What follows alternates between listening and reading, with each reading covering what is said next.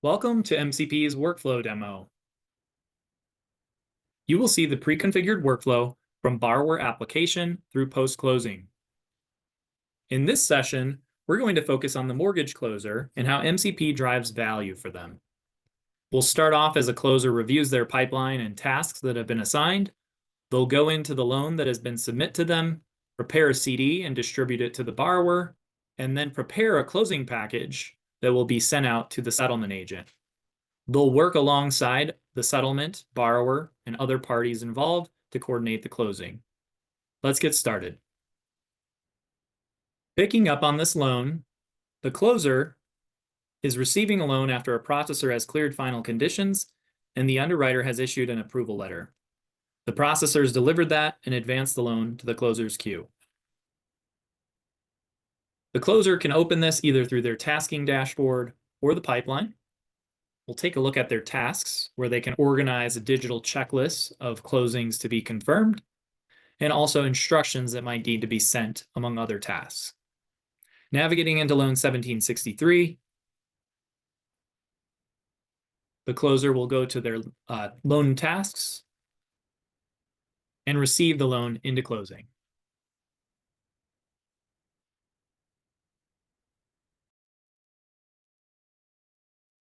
We'll start reviewing the tasks by going into the closing workflow collection.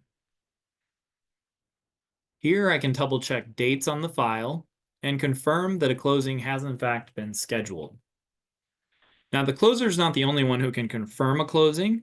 That could also be done by a processor or even a loan officer. And when those users have updated that information, it's there for other users to see and work off of. For the closer, I'll want to verify the borrower's information, make sure spelling of names are correct. That will be going on to documentation, and also double check to verify that we have an appropriate driver's license in the file. I do have a driver's license, but it looks like it wasn't added to this loan. So I will go ahead and verify that.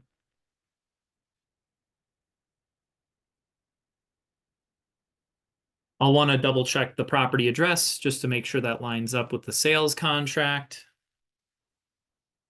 And I'll want to double check that our purchase price and down payment amount are the same as the sales contract indicates and what settlement has.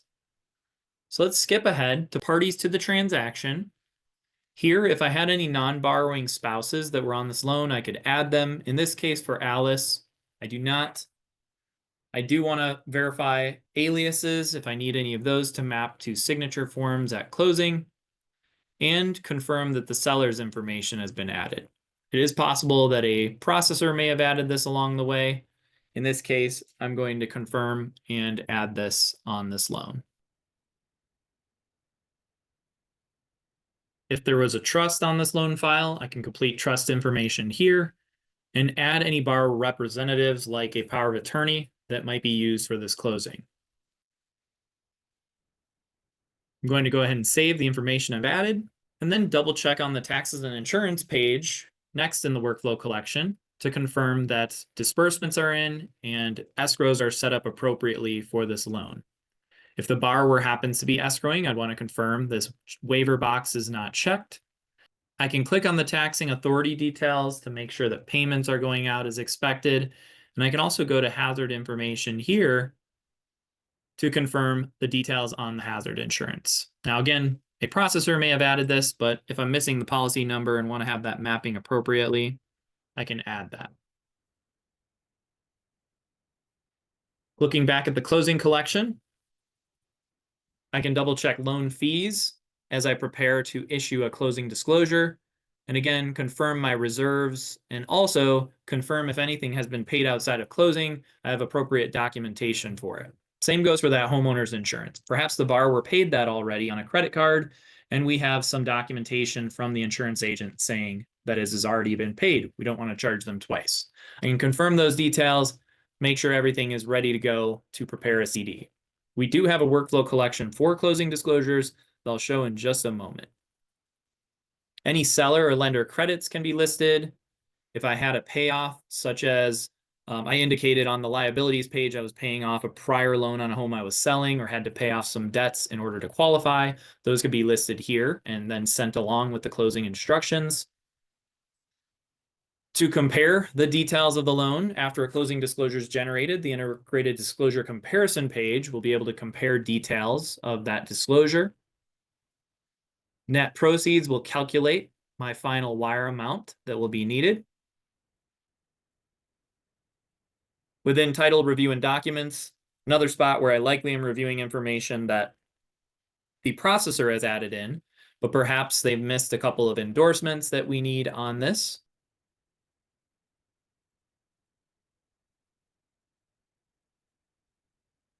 And I'm also going to look at the property legal description and confirm the details that settlement has sent over with what is going to map to our closing documents.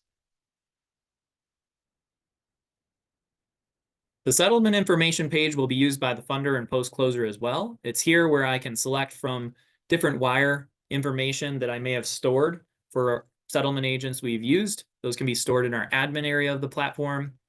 I also can confirm that a wire instruction was filled in by the processor and double check those details with any supporting documents.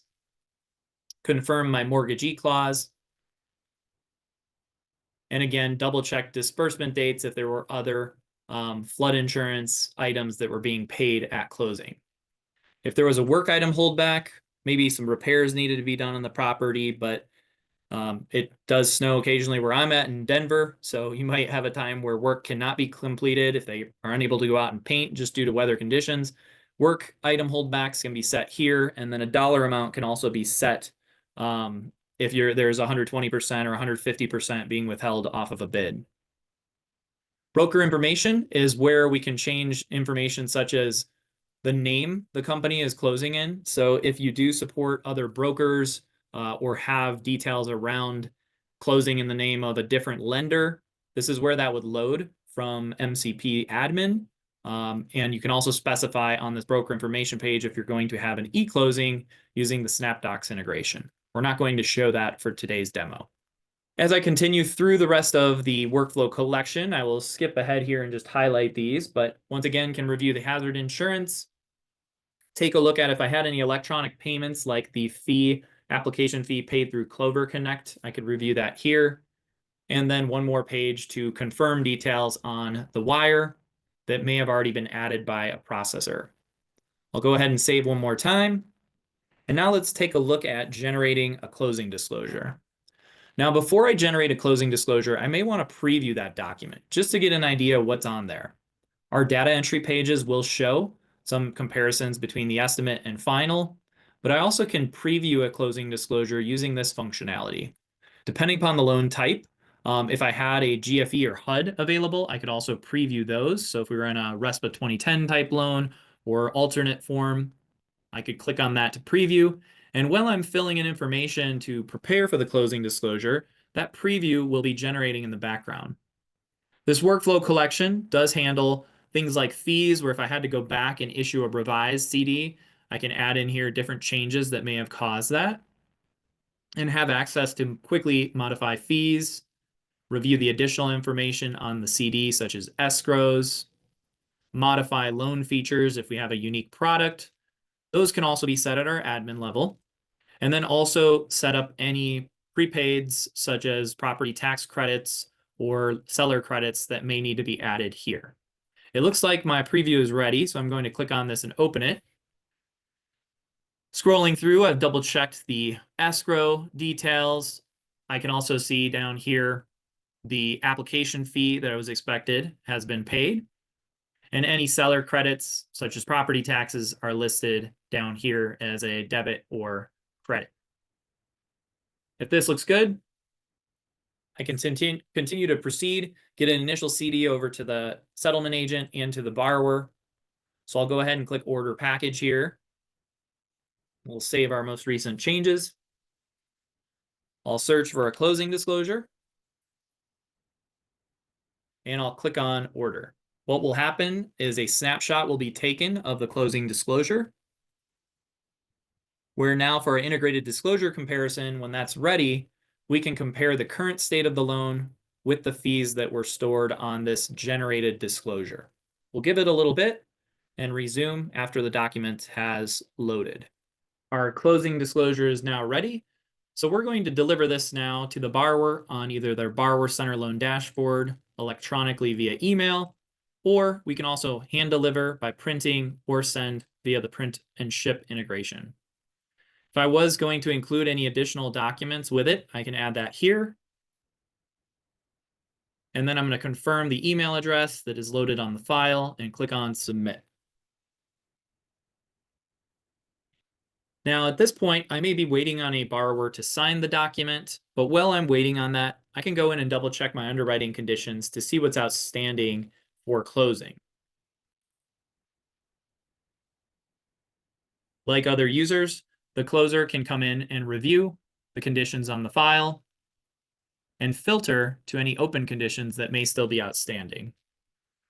Because MCP supports multiplayer and multiple users in a loan file, the underwriter may be working on clearing this condition.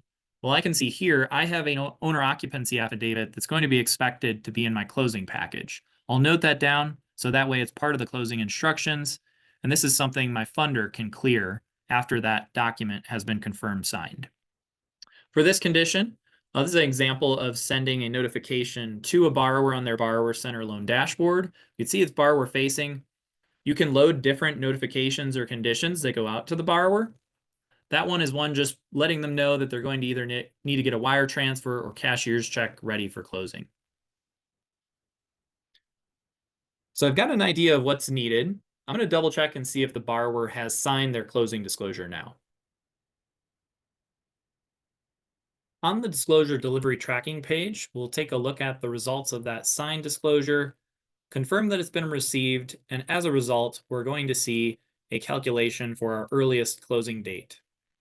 Down below, the closer can also track the status of any sent packages for secure delivery. So if another closing disclosure was needed and required for signature prior to closing, that can be viewed here. Now, lastly, if there were any changes that need to be made as the closer continues to balance those fees, they can go back to the fees module, make their changes, and also go into the closing disclosure workflow collection, where they might add some seller side of the transaction after the settlement agent has sent that back. We do also have a HUD page for loans that meet that requirement, where the HUD can also be balanced. So if I have what I need now, I'm going to place an order for a closing package and send that over to the settlement agent.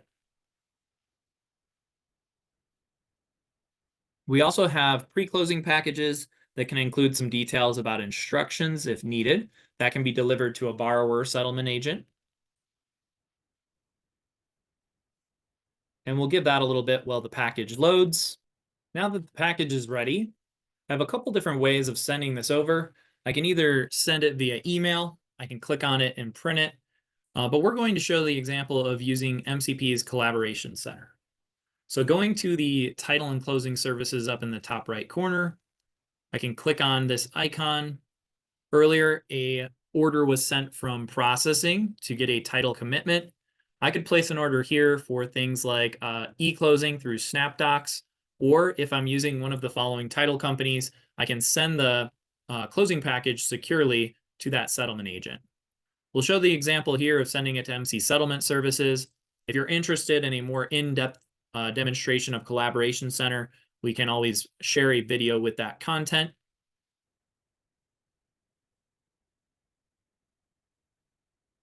The closing date will populate, and I have access to the documents and document tracking to be able to share things like this closing package or any letters of explanation that might need to go over to the settlement agent. I don't have to leave the platform. This can be sent, and then the settlement agent using Collaboration Center can pull up the documents. Alternatively, some of them may have their own portals that you would have to use where this closing package can be distributed or downloaded from MCP if needed. The order's been created. And as a closer, I may still be waiting for certain things from the settlement agent, coming back and forth and making adjustments in the closing collection, coming back and ordering a closing package as needed, and perhaps there's some individual documents that I'll have to send back and forth. That all is time that is hard to illustrate in a demonstration. But for our purposes, we're going to say closer's responsibilities are done. They're going to submit this loan now on to funding.